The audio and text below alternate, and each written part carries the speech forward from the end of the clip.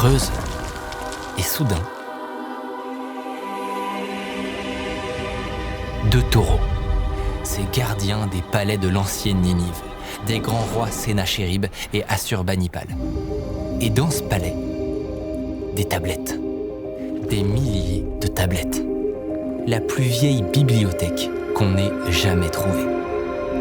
Les plus vieux récits, les plus vieilles interrogations de l'homme.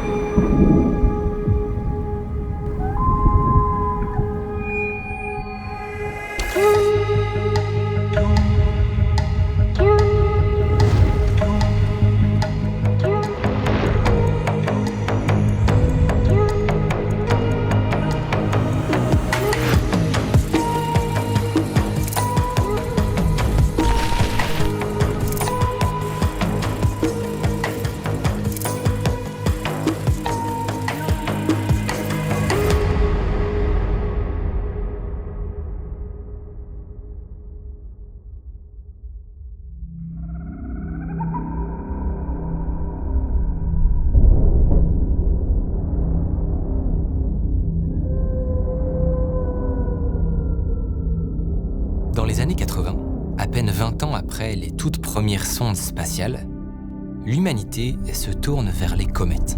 On pense alors qu'elles pourraient nous renseigner sur les origines du système solaire et peut-être nous aider à répondre à une question bien plus ancienne que l'ère spatiale.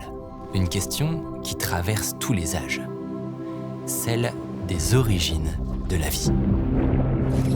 Pendant des siècles, certains ont affirmé que le cosmos était immuable, inchangé, qu'il se reproduisait à l'identique pour l'éternité. D'autres cherchaient à découvrir l'origine du monde, l'origine de l'humanité. C'est que la comète ne ressemblait pas du tout à ce qu'on imaginait être une comète. Tout le monde pensait qu'on allait observer l'objet le plus brillant possible. Eh bien, on s'est aperçu en arrivant que c'était l'objet le plus sombre qu'on avait jamais vu dans le système solaire. C'est plus sombre que du charbon. Ce que les instruments ont révélé lors du passage de 5 sondes, c'est que cette noirceur n'est pas celle du charbon, ni celle de la roche. C'est la signature d'une matière bien particulière. Une matière qu'on ne s'attendait pas à trouver là, à des centaines de millions de kilomètres de toute forme de vie. Cette découverte déclenche une stupeur dans le monde scientifique. Parce que la matière organique, ça n'est pas de la vie.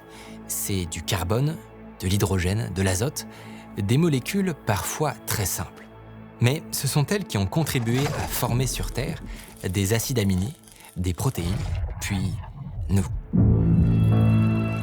Jusque-là, tout le monde pensait que ces briques s'étaient fabriquées ici, sur notre planète, dans notre atmosphère, sous nos orages.